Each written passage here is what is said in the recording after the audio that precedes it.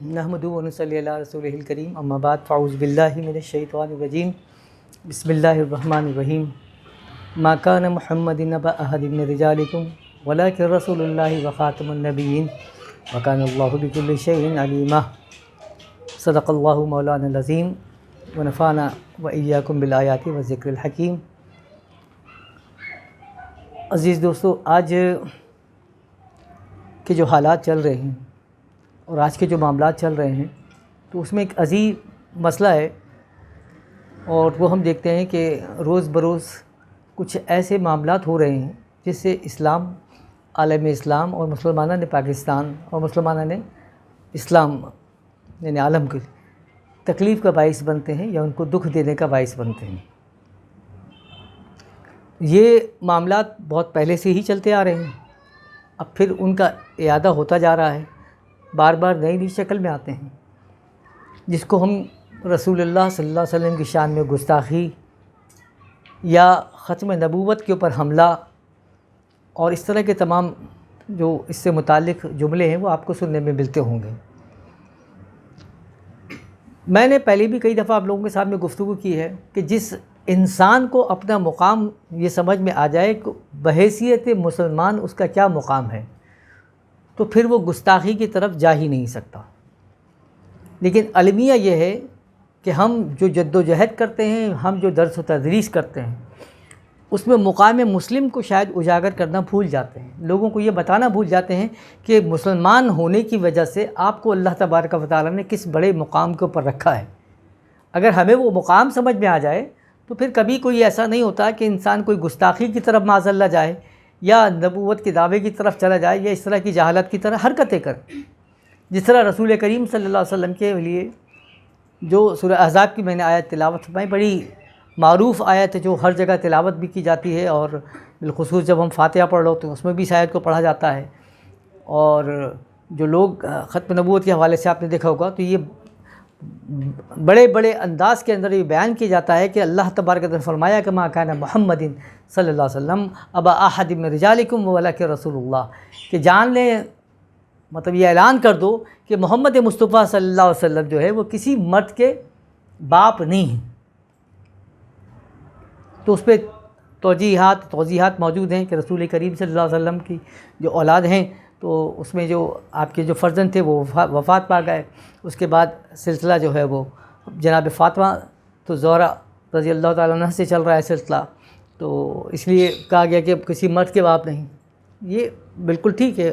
پھر آپ نے فرمایا کہ ولا کہ رسول اللہ، لیکن آپ کیا ہیں؟ اللہ کے رسول ہیں۔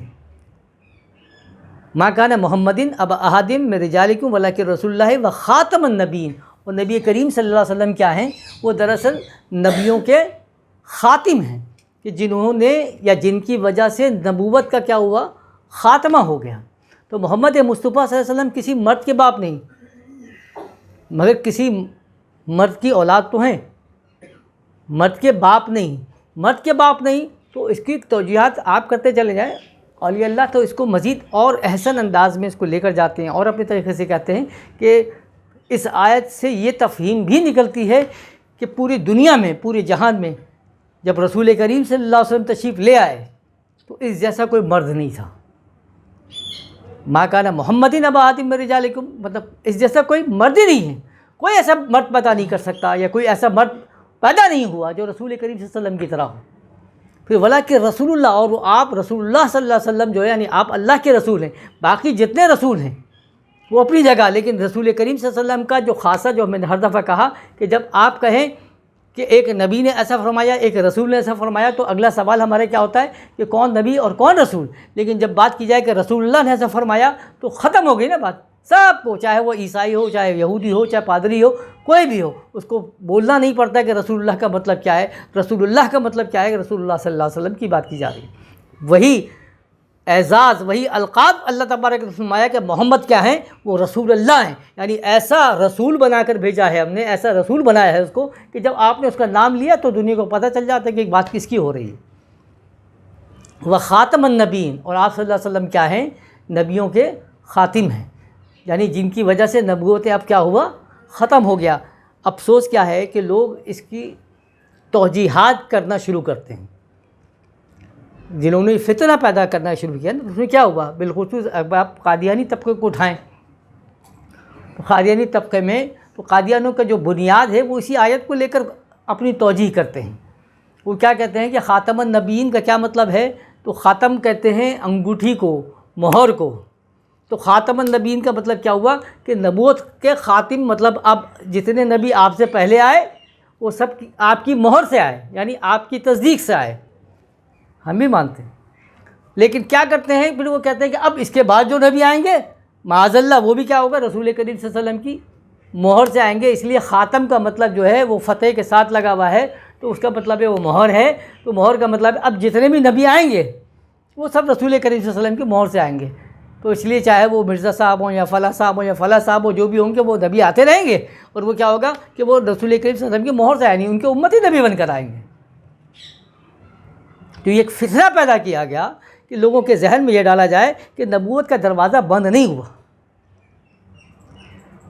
پوچھو کسی بھی صاحب سے کہ بھائی آپ اگر پولیس ڈپارٹمنٹ میں جاؤ یا آفس کے کسی گورنمنٹ آفس میں جاؤ، تو اب جب گورنمنٹ کی ایک رپورٹ پوری بنتی ہے اس کو سیل کیا جاتا ہے نا، لفافہ کی سیل کرتے ہیں، پھر اس کے اوپر کیا لگا دیتے ہیں؟ مہر لگاتے ہیں، وہ سیل لگائی جاتی ہے۔ تو سیل کا کیا مطلب ہوتا کہ یہ جو انویلپ ہے یہ کیا ہو گیا؟ اب کانفیڈینشیل جو تھا وہ رپورٹ اب یہ کلوز ہو گئی، اس کے اندر کوئی چیز ڈال نہیں سکتے آپ، چیپٹر کلوز ہو گیا۔ یہاں پر دکان کو سیل کر کے اس پر مہر لگا دی، مطلب یہ بھی دکان کوئی نہیں کھول سکتا۔ تو آپ سیل کا مطلب یہ کیوں لیتے ہیں کہ اب جو آئے گا اسی کی مہر سے آ رہا ہے؟ کیسے آ سکتا ہے؟ کیونکہ جو نبی آئے گا وہ شریعت لے کر آئے گا۔ تو اب کس چیز کی شریعت کی ضرورت ہے؟ جب اللہ تبارک و تعالیٰ نے فرمایا کہ الیوم اکملت لکم دینکم واتممت علیکم نعمتی ورضیت لکم الاسلام دینا، آج ہم نے تمہارا دین تمہارے لیے مکمل کر دیا۔ موسیٰ علیہ السلام کی شریعت آئی، عیسیٰ علیہ السلام کی ہے، داؤد علیہ السلام کی، نوح علیہ السلام کی، یعنی آدم سے لے کر ایندھن تک رسول کریم صلی اللہ علیہ وسلم سے پہلے جتنے بھی انبیاء آئے سب شریعتیں لے کر آئے، سب صحائف لے کر آئے، سب کتب لے کر آئے۔ لیکن اللہ نے کسی صحیفے میں، کسی کتب میں یہ نہیں کہا کہ آج ہم نے تمہارا دین مکمل کر دیا۔ مطلب کیوں؟ کیونکہ اس وقت تک دین مکمل نہیں ہوا تھا، دین جزوی طور پر آ رہا تھا، ہر جگہ کے لحاظ سے، ہر مقام کے لحاظ سے، ہر قوم کے لحاظ سے۔ لیکن جب سرکار دو عالم صلی اللہ علیہ وسلم کا مقام آتا ہے، آپ صلی اللہ علیہ وسلم تشریف لاتے ہیں اور آپ جب اس شریعت کو لے کر آتے ہیں تو اللہ فرماتا ہے الیوم اکملت لکم دینکم، کہ اب جتنی شریعتوں کا سلسلہ چل رہا تھا، جتنے معاملات چل رہے تھے وہ سارے کے سارے مکمل ہو گئے اور یہاں پر آ کر تکمیلہ ہو گیا۔ اب اس کے بعد کسی شریعت کی ضرورت نہیں۔ جب شریعت کی ضرورت نہیں تو پھر کسی نبوت کی ضرورت نہیں۔ اسی لیے اللہ کے رسول نے فرمایا ما من نبوت الا المبشرات، کہ اب نبوت میں کچھ بھی باقی نہیں رہا، سب کچھ ختم ہو گیا ہے، اب نبوتیں نہیں چلیں گی الا المبشرات، سوائے کس کے؟ کہ نیک صالح خواب اور بشارات، وہ بشارات کا سلسلہ چلتا رہتا ہے۔ لیکن بشارات کو کوئی یہ سمجھ لے کہ وہ بشارات کا معاملہ وحی کا معاملہ ہو گیا، یا بشارات کا معاملہ جو ہے وہ ہمارا جو ہے وہ نبوت کا معاملہ ہو گیا، معاذ اللہ، تو یہ تمہاری جہالت ہے۔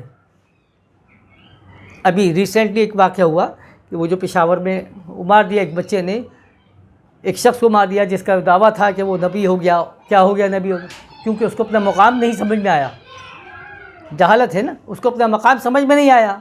اب وہ کہتا ہے کہ مجھے وحی ہوتی ہے۔ ہمیں بھی کسی صاحب نے کہا کہ جی وہ فلاں شخص کہتا ہے کہ وحی ہوتی ہے، تو میں نے کہا اس میں کون سا کمال کی بات ہے؟ وہی تو شہد کی مکھی کو بھی ہے، جو اللہ تبارک و تعالیٰ نے فرمایا کہ اوحا الی النحل، کہ ہم نے شہد کی مکھی کو وہی تو زمین کو بھی ہے، اللہ تعالیٰ فرماتا ہے قرآن کریم میں، تو وہی تو آپ کو بھی وہی ہو گئی، تو اچھی بات ہے۔ لیکن سوال یہ ہے کہ آپ کو اگر وہی ہوئی تو اس کا ماخذ کیا نکلا، اس کا حاصل حصول کیا ہے؟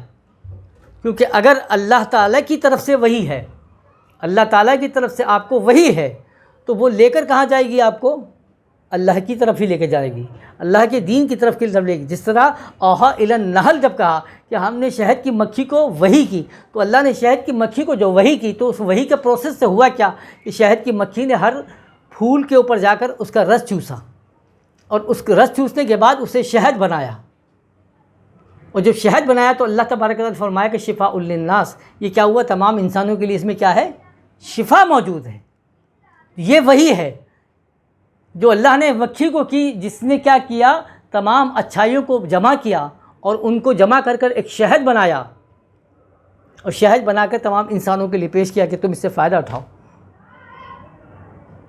اللہ نے زمین کو وحی کی، تو زمین کو جب وحی کی تو کیا ہوا؟ جب اللہ فرماتا فاخرجا من، اس میں سے کیا حاصل کرتے ہو تم؟ اس میں سے کھیتیاں حاصل کرتے ہو، اس میں سے فصل حاصل کرتے ہو، اس میں سے پھل حاصل کرتے ہو۔ سورہ رحمان کی جب آیت پڑھتے ہو نا تو اس میں کیا ہے؟ والارض وضعها للانام، کہ ہم نے زمین کو جو پھیلایا تو اس میں کیا ہوا؟ اس میں چوپایا ہے، ان کی چوپائی کے لیے۔ والارض وضعها للانام فیہا فاکہۃ والنخل والذات والاکمام، تو اس کے اندر پھل ہیں، سبزیاں ہیں، بوٹیاں۔ تو ہم نے جب اس کو وحی کی تو اس کا کیا ہوا؟ اس نے انسانوں کی بھلائی کے لیے کام کیا۔ تو تم کو اگر وحی ہوئی تو کیا ہوا؟ تو بات یہ ہے کہ جب تم کو اگر وحی ہوئی ہے تو تم نے پھر رسول اللہ کے لیے کیا کام کیا؟ تم نے دین کے لیے کیا کام کیا؟ اگر تمہاری وحی، اگر تم کہو کہ مجھے وحی ہے، اشارہ ہوا، جو بھی ہوا، اگر وہ اللہ اور اس کے رسول کے دین کو کام کو بلند کرنے کے لیے کھڑا کرتا ہے تو ہمیں سمجھ میں آتا ہے کہ یہ اللہ کی وحی ہے۔ لیکن اگر وہ اللہ اور اس کے رسول کے کام سے ہٹا دے اور تم کو اپنا خود نبی بنا کر کھڑا کر دے معاذ اللہ، تو پھر وہ شیطان کی وحی ہو سکتی ہے، اللہ کی وحی نہیں ہوتی۔ پھر وہ اللہ کی وحی کیوں؟ کیونکہ اللہ تبارک و تعالیٰ نے بحیثیت مسلمان ایک کلمہ گو ہونے کی وجہ سے اللہ آپ کو وہ مقام عطا فرماتا ہے۔ کیا مقام عطا فرماتا ہے؟ کہ دیکھو میں نے پہلے کہا کہ جب قیامت ہے، روز محشر ہوگا، تو ہر نبی کی خواہش کیا ہوگی؟ کہ وہ نبی کریم صلی اللہ علیہ وسلم کے جھنڈے کے نیچے آ کے کھڑا ہو، ہے نا؟ حدیثوں میں موجود ہے کہ ہر نبی کی خواہش ہوگی کہ کاش ہم نبی کریم صلی اللہ علیہ وسلم کے جھنڈے کے نیچے آ کے کھڑے ہو جائے۔ لیکن چونکہ جب آپ نبی کریم صلی اللہ علیہ وسلم کا کلمہ پڑھتے ہیں تو قیامت میں محض روز محشر کیا ہوگا؟ آپ پہلے سے کہاں کھڑے ہوں گے؟ نبی کریم صلی اللہ علیہ وسلم کے جھنڈے کے نیچے کھڑے ہوں گے۔ ایک نبی کو ہم سلام کرتے ہیں، یعنی آدم علیہ السلام، موسیٰ علیہ السلام، نوح علیہ السلام، عیسیٰ علیہ السلام، لیکن آپ نے جب کلمہ پڑھا تو اللہ کے رسول نے فرمایا کہ اب آپ ہر مسلمان کو کیا کہو گے؟ السلام علیکم، کہ تجھ پر سلام، تجھ پر سلام۔ تو آپ کو کہاں لا کر کھڑا کیا؟ تو آپ کا مقام تو وہ ہے کہ جب آپ نے کلمہ پڑھا تو پہلے سے آپ اس مقام پر ہیں جہاں پر انبیاء تمنا کر رہے ہیں۔ جو انبیاء نے صعوبتیں برداشت کر کے علیہ السلام کے مقام پر پہنچے، نبی کریم صلی اللہ علیہ وسلم کا کلمہ پڑھنے کی وجہ سے آپ کو اللہ تعالیٰ نے السلام علیکم پہنچا دیا نا۔ تو اس کے بعد آپ یہ خواہش کریں گے، یعنی جس طریقے سے ایک آدمی وہ مانیٹر بنتا ہے، مانیٹر بننے کے بعد ٹیچر بن جائے، پھر پروفیسر بن جائے، اب کیا وہ خواہش کریں گے کہ دوبارہ سے وہ مانیٹر بن جائے؟ تو جو آدمی پروفیسر ہے، جو آدمی ٹیچر ہے، اب اس کو آپ بولیں کہ ہم تیرے کو مانیٹر بنا لیں اور وہ اس پہ راضی ہو جائے، بولے کہ ہاں جی مانیٹر بنائے، تو دنیا کیا کہے گی کہ یہ کون ہے؟ یہ جاہل ہے، یہ پاگل ہے، بے وقوف ہے، کہ اس کو جہالت ہے، اس کو یہ سمجھ میں نہیں آ رہا کہ تجھے پہلے سے تو ایک پروفیسر بنا ہوا ہے، تو ٹیچر بنا ہوا ہے، اس کے بعد تو مانیٹر بننے پر راضی ہو گیا۔ تو ایک آدمی جو مسلمان ہے، جس نے نبی کریم صلی اللہ علیہ وسلم کا کلمہ پڑھنے کی وجہ سے اللہ تعالیٰ نے اس کو اس مقام پر پہنچایا جہاں کی تمنا انبیاء کرتے ہیں، تو اس کے بعد وہ اگر بولے کہ میں پھر نبی بننا چاہتا ہوں، کہ میں فلاں نبی بننا چاہتا ہوں، تو جاہل ہے نا، تو جاہل ہے۔ اب کس نبوت کی بات کر رہے ہیں؟ اب قادیانی حضرات سے سوال ہے، پوچھا جائے ان سے، ہم بھی پوچھتے ہیں ان سے کہ بھائی آپ ہمیں بتائیں کہ آپ جس نبوت کو لے کر کھڑے ہوئے، آپ نے فرمایا کہ مرزا غلام احمد قادیانی صاحب معاذ اللہ نبی ہیں، پھر کیسے نبی ہیں؟ تو کہنے کہ جی شرعی نبی، تشریعی نبی ہیں، ذلی نبی ہیں، بروزی نبی ہیں، استعاری نبی ہے، فلاں نبی، سب چھوڑو۔ پہلا سوال ہمارا ان سے یہ ہے کہ کیا آپ کے نبی کریم صلی اللہ علیہ وسلم کی معاذ اللہ برابر ہیں یا معاذ اللہ ان سے بڑے ہیں یا ان سے چھوٹے ہیں؟ تو میں نے ایک صاحب سے پوچھا جو مربی ہیں، تو ان سے پوچھا کہ کیا معاذ اللہ آپ مرزا صاحب جو ہیں وہ سرکار دو عالم صلی اللہ علیہ وسلم سے بڑے ہیں؟ تو فرمایا کہ نہیں، ان سے تو بڑے نہیں ہیں۔ اچھا کیا ان کے برابر میں ہیں؟ ان کے برابر کھڑا کرتے ہیں آپ؟ کہ نہیں، برابر بھی نہیں، کھڑا نہیں کرتے۔ تو آپ چونکہ تشریعی نبی ہیں تو نبی کے صلی اللہ علیہ وسلم سے چھوٹے ہیں، غلام ہیں آپ کے۔ تو میں نے ان سے پھر یہ کہا کہ حضرت نہ وہ نبی کریم صلی اللہ علیہ وسلم سے بڑے، نہ نبی کریم صلی اللہ علیہ وسلم کے برابر ہیں، وہ چھوٹے ہیں۔ تو جب ہمارے پاس بڑا موجود ہے تو چھوٹے کو کیا کرنے لے کر کیوں پوچھ رہے ہیں؟ اور یہ ذلی نبی اور بروزی نبی کی بات کر رہے ہیں، تو بات یہ ہے کہ نبوت میں ذلی ہے، نبوت کے اندر آپ بروزی استعمال کر رہے ہیں۔ آپ کی اگر اولاد سامنے کھڑی ہوئی ہے، فرمایا کہ یہ میرا بیٹا ہے، یہ میری بیٹی ہے، تو ان سے پوچھو کہ ذلی ہے یا بروزی ہے، استعاری ہے؟ تمہاری اولاد ذلی نہیں ہے، بروزی نہیں ہے، استعاری نہیں ہے، تمہاری اولاد ہے، تو نبوت کے اندر ذل و بروزی اور استعاری کی بات کیا ہے؟ تو پہلے مقام نبوت کو تو سمجھے کہ نبوتیں جب آئی ہیں تو کسی قوم کی خدمت کے لیے آئیں، کسی قوم کی تعمیر کے لیے آئیں.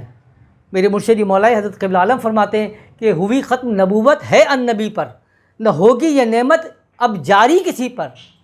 نبی گر کوئی خود کو سمجھا ہوا ہے یا اس نے نبوت کا دعویٰ کیا ہے. رسول خدا نے یہ فتویٰ دیا ہے وہ کافر ہے، کاذب ہے، دیوالیہ ہے. کیونکہ یہ خدمت عارضی تھیں. جہاں جس قوم کے لیے آئے اس قوم کے لیے نبی آئے. جب تمام قومیں کی نبوتیں مکمل ہو گئی، نبی کریم صلی اللہ علیہ وسلم آ گئے تو ہوئی ختم نبوت ہے ان نبی پر. تو نبی کریم صلی اللہ علیہ وسلم پر یہ نبوتیں خدمتیں ختم ہو گئیں، کیونکہ اب یہ نعمت کسی پہ جاری ہو نہیں سکتی. تو اسی لیے آپ نے یہ نہیں فرمایا کہ اگر کسی نے نبوت کا دعویٰ کیا، آپ نے فرمایا نبی گر کوئی خود کو سمجھا ہوا ہے. یہ بہت اہم جملہ ہے، اس کو ذہن میں رکھیں.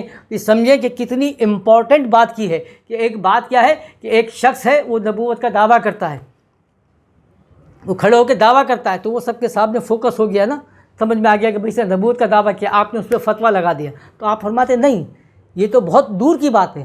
کوئی اپنے کونے کھدرے میں بیٹھا ہوا ہے، کوئی کمرے میں بیٹھا ہوا ہے، کوئی مطلب کہیں پر بھی بیٹھا ہوا وہ بیٹھ کے سوچ رہا ہے کہ میں نبی ہو گیا ہوں. تو آپ اس کسی سوچ کو پر کہتے ہیں کہ نبی گر کوئی خود کو سمجھا ہوا ہے، یعنی اس نے کونے کھدرے میں سمجھ کر بیٹھا ہوا ہے کہ میں نبی ہوں، ابھی دعویٰ نہیں کیا اس نے.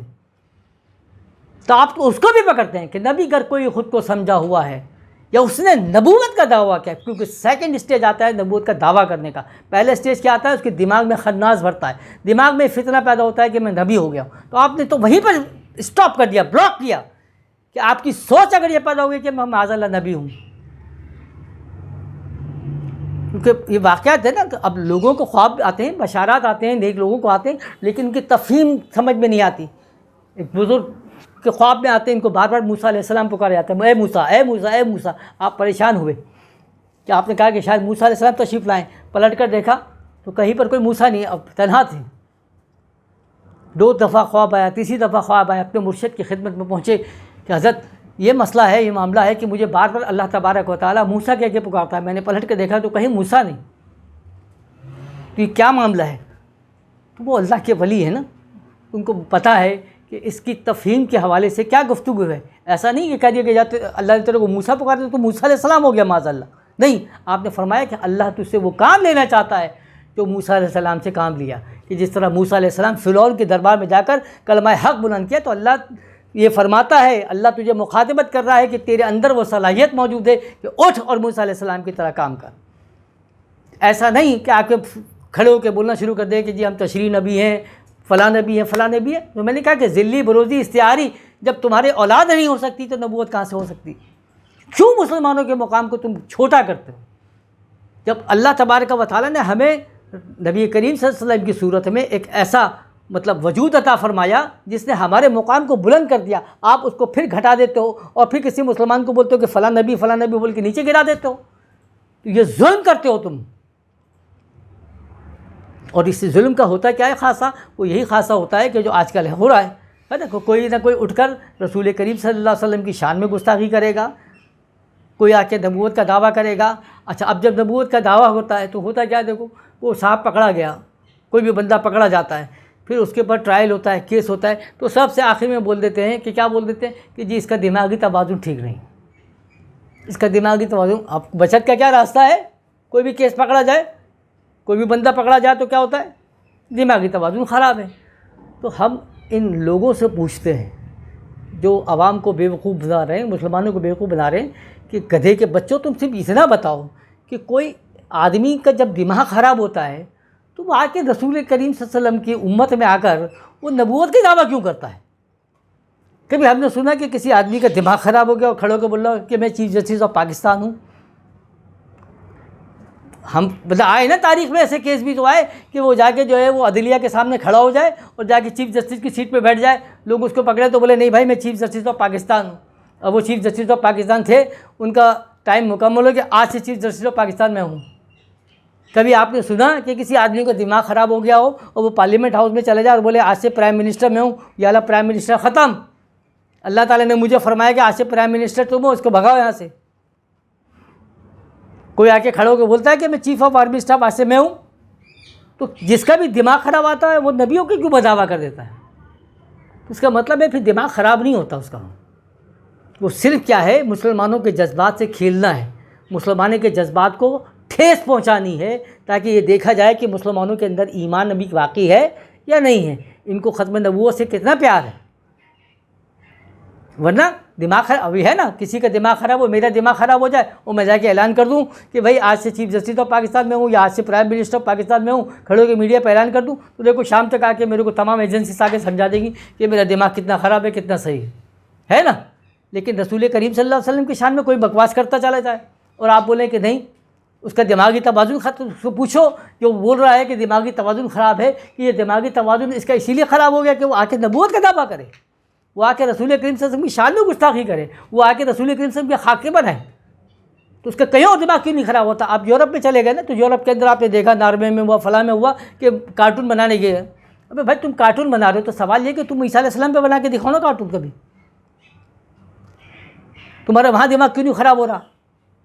ہمارے لیے تو وہ بھی محترم ہے، تم ان کو بھی بنا دو تو ہم وہ بھی برداشت نہ کریں، لیکن سب کا آ کے دماغ کیوں خراب ہوتا ہے؟ تو بات کیا ہے کہ نقل جو ہوتی ہے نا، ہمیشہ یاد رکھو کس کی ہوتی ہے؟ اصل کی ہوتی ہے۔ اصل موجود ہوگا تو نقل ہوگی۔ آپ کسی کی کامیڈی کرتے ہیں تو کامیڈی کس کی کرتے ہیں؟ جو اس وقت بہت فیمس جو لیجنڈ ہوتا ہے نا، اسی کی کامیڈی کی جاتی ہے۔ ایری غور نتھا جو گلی میں گھومتا پھر رہا ہے، اسی کوئی نقل اتارتا ہے؟ لیکن کوئی فیمس ہوگا، کوئی اداکار فیمس ہوگا، کوئی فیمس کرکٹر ہے، کوئی فیمس منسٹر ہے، تو اس کی جو ہے نا آپ دیکھو کیونکہ فیمس ہے نا وہ، تو اب آج اگر پوری دنیا میں رسول کریم صلی اللہ علیہ وسلم کی شان میں کوئی گستاخی کر رہا ہے تو ٹھیک ہے، یہ تو تقلید عمل ہے، لیکن ایک بات جو سمجھ میں آتی ہے وہ کیا ہے؟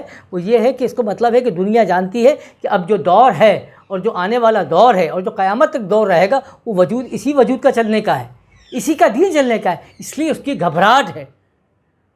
آج ہم جب یہ بات کر رہے ہیں نا کہ لوگ کہتے تو ہیں کہ بھائی اب کیا ہوا کہ اس لڑکے نے مار دیا اس کو اٹھا کے، اس سے پہلے کیا ہوا؟ اس سے پہلے یہ ہوا کہ جی ممتاز قادری صاحب نے مار دیا۔ اب ممتاز قادری صاحب نے مار دیا تو کہا کہ جی غلط ہوا، انہوں نے قانون ہاتھ میں لے لیا۔ تو بات یہ ہے کہ بھائی قانون تو ہاتھ میں لیا جائے گا نا، اس لیے لیا جا رہا ہے کہ قانون ہے نا، امن و امان کا مسئلہ کھڑا ہو گیا، قانون ہاتھ میں لے لیا۔ ارے بھائی اگر قانون کھڑا ہوا ہوتا، قانون پریکٹیکل میں ہوتا، تو پھر آپ بولو کہ ہاں یہ غلط کر رہے ہیں، لیکن قانون نے کیا کیا؟ آج 1200 سے زیادہ مقدمات ہیں جو توہین رسالت کے اوپر چل رہے ہیں۔ آپ نے کسی ایک کو مثال بنا کر پیش کیا کہ ہاں بھائی دیکھو یہ قانون کا توہین کا ہوا تھا اور ہم نے اس کا یہ علاج کیا، یہ حل کیا؟ آپ نے اس چیپٹر کو کلوز کیا؟ نہیں کیا۔ ابھی ریسنٹلی کیا ہوا؟ وہ آسیہ مسیح کا کیس چلا نا، وہ ایک آسیہ مسیح کا کیس چلا، تو آسیہ مسیح کا کیس میں اتنے جھگڑے ہوئے، پھڈے ہوئے، جس کے اوپر سلمان تاثیر کو مار دیا گیا، ممتاز قادری صاحب کو پھانسی پہ چڑھا دیا، سب کچھ کر دیا، لیکن آپ نے کیا کیا پھر آسیہ ملک کو؟ آسیہ مسیح کو کیا کیا؟ آسیہ مسیح کو اٹھا کر آپ نے باہر بھجوا دیا۔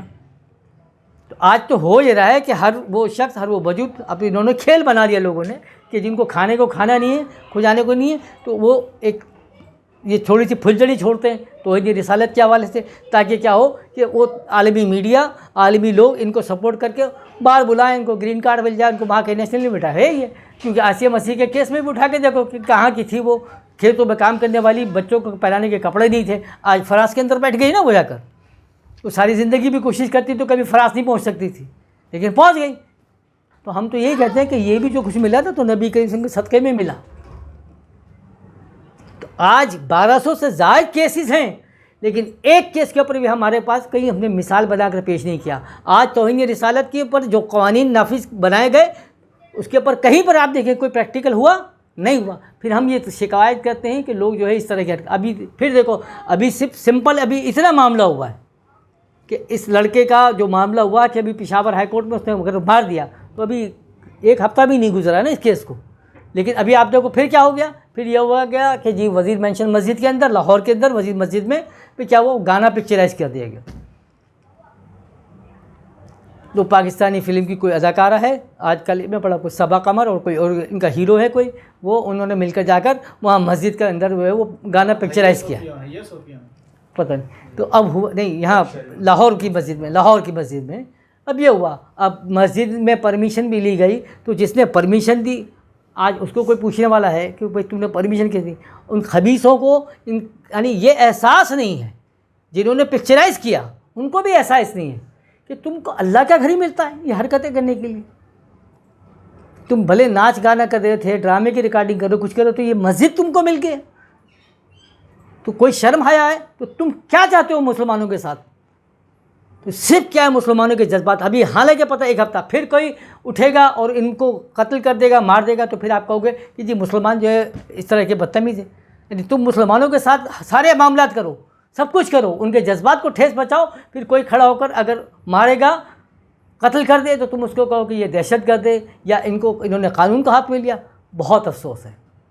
تو عزیز دوستو، بس اپنی گفتگو کو یہاں مکمل کریں کہ دیکھیں ختم نبوت کی جب ہم بات کر رہے ہیں تو پہلے تو یہ رکھیں کہ میرے مرشد نے فرمایا کہ اس دور کا سب سے بڑا، یہ 1924 کی بات ہے، اس دور میں آپ نے کیا فرمایا تھا کہ اس دور کا سب سے بڑا فتنہ کیا ہے؟ فتنہ قادیان ہے. لوگ اس وقت نہیں سمجھے تھے. آج تو لوگ کھڑے ہو گئے نا، تو لوگ کھڑے ہو کے سب دعوے کر رہے ہوتے ہیں کہ جی قادیانی فلاں فلاں قادیانی. تم کو اب کیا سمجھ میں آیا؟ تم تو اس دور میں بتا دیا تھا نا.